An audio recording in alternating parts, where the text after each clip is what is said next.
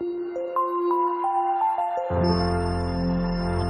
good morning to all of my students. Hope you all are very well there.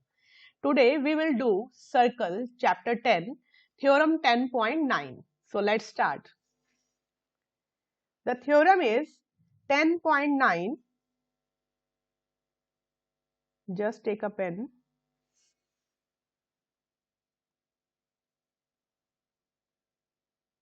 Just a minute. Yes.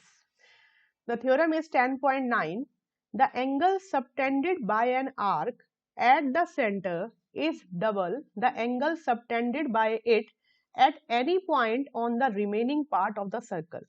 क्या कह रहा है वो कि आर्क कौन सी है हमारी, इसमें देखिए ये है हमारी आर्क, है ना। हम first we are taking the first part, ये हम ले रहे हैं, इसमें से कोई भी ले सकते हैं, लेकिन अभी हम स्टार्ट किससे कर रहे हैं, फर्स्ट पार्ट से। तो ये हमारी आर्क है। आर्क क्या होता है, जैसे कि आपको पता है, सर्कल का कोई भी टुकड़ा, कोई भी हिस्सा, उसे हम क्या बोलेंगे, आर्क।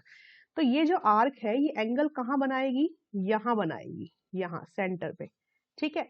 तो वो कह रहा है कि यहाँ जो एंगल बन रहा है वो डबल होना चाहिए एंगल और बाकी कहीं भी जगह बने, ठीक है। बाकी कहीं भी जगह का कैसे, यहाँ बना के देखते हैं छोटा सा सर्कल।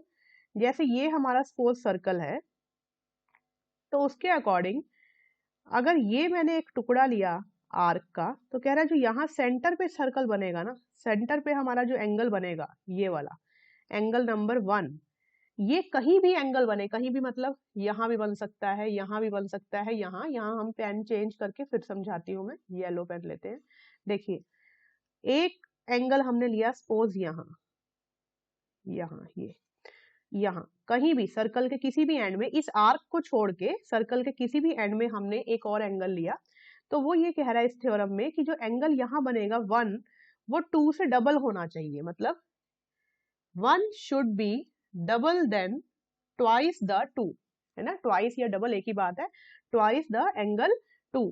तो कह रहा है कि सेंटर पे जो आपका एंगल बनेगा वो कहीं भी और कोई कहीं जगह भी अगर आप एंगल बनाते हैं तो उससे डबल होना चाहिए। क्या करना है कि हमारा जो एंगल है P B Q, angle P B Q वो ट्वाइस है एंगल पी ए क्यू, ठीक है। तो ये वाला एंगल हमारा यहाँ से ट्वाइस है।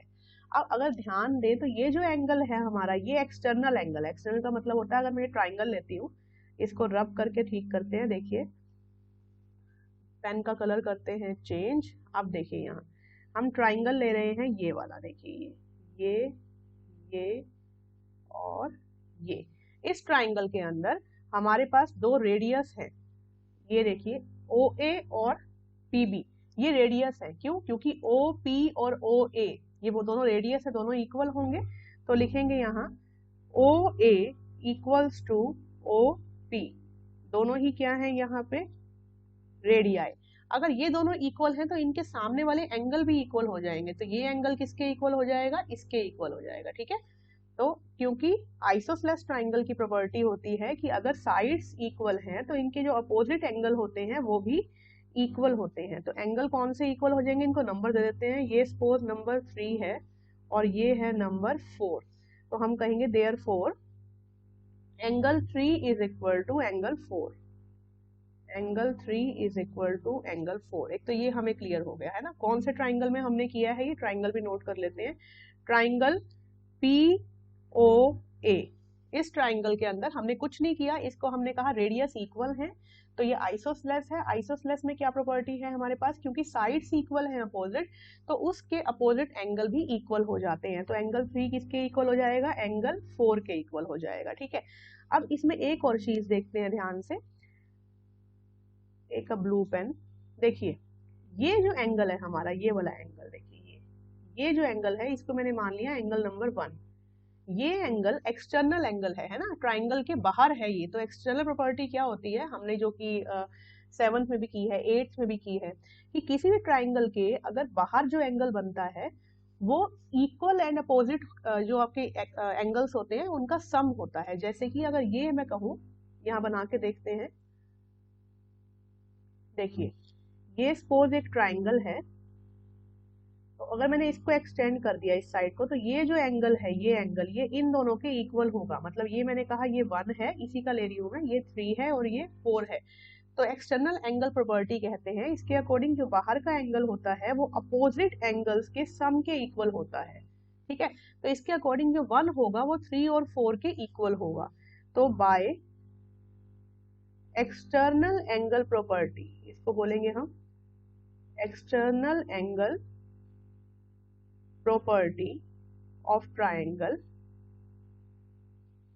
Angle 1 equals to angle 3 plus angle 4, ये हो गया इसके इक्वल।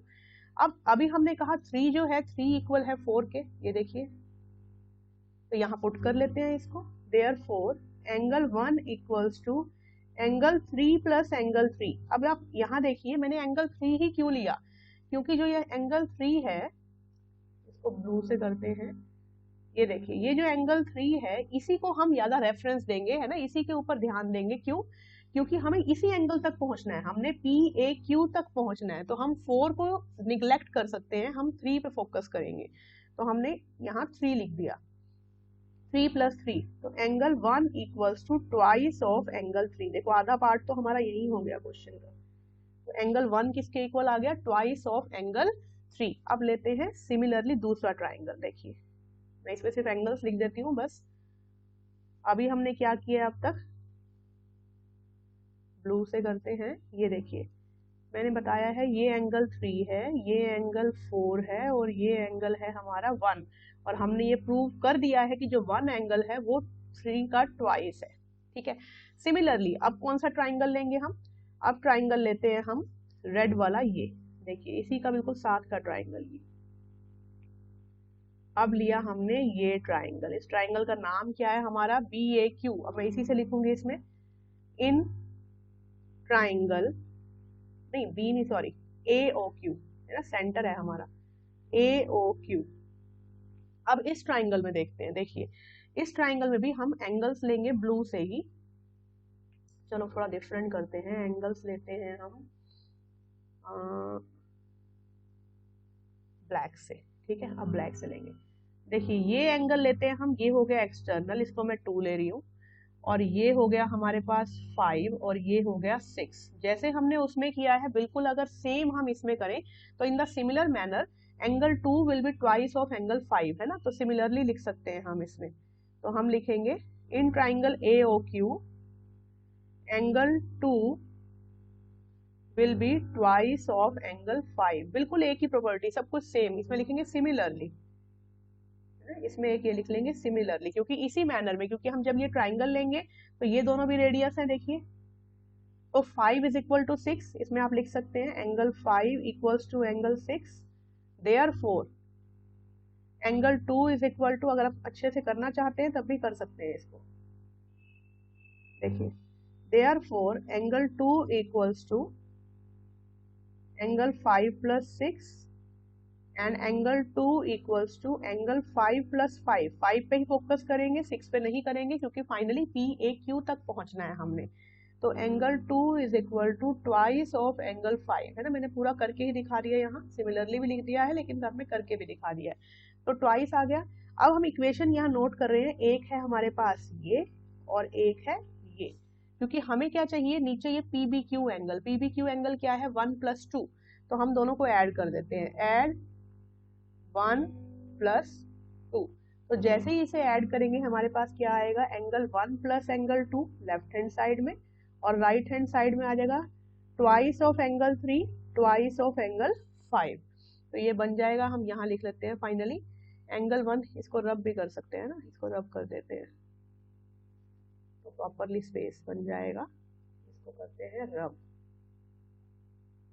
डिस्टर्ब नहीं करेगा फिर।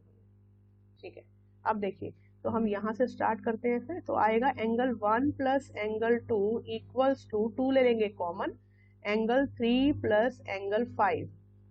अब मैं इसमें दिखा रही हूँ आपको 3 प्लस 5, देखिए ये पूरा एंगल है, और 1 प्लस 2 ये पूरा एंगल है। तो हम कह सकते हैं therefore angle PBQ equals to twice of angle PAQ। ये प्रूव हो गया कि जो सेंटर पे एंगल बन रहा है वो ट्वाइस है और कहीं भी एंगल बन रहा है उससे, ठीक है। तो हेंस प्रूव्ड, हेंस प्रूव्ड। मैंने पूरी कोशिश की है कि 1 2 सीक्वेंस में एंगल लेकर उसको आपको न्यूमेरिकल नंबर्स में एंगल लेकर आपको समझाया जाए, फिर भी इसको पढ़ के देखें। अगर कोई भी आपको डाउट लगे तो please ask in the comment, ठीक है। मैं दोबारा कोशिश करूंगी, लेक्चर दोबारा लूँ अगर आपको कोई डाउट हो तो, और जहाँ पर्टिकुलर डाउट हो उस पर फोकस करके हम दोबारा भी समझ सकते हैं। Thank you so much for now.